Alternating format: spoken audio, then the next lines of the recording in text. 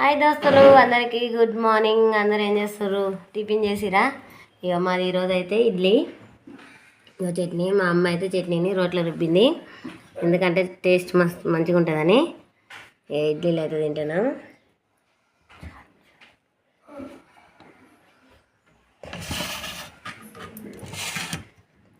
చట్నీ అయితే ఎక్సలెంట్ కనబడుతుంది. ఇప్పుడే చూస్తారు కదా,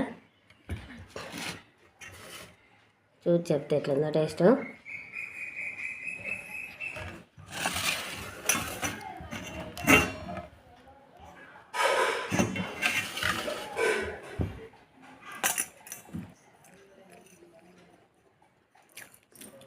వేరే లెవెల్.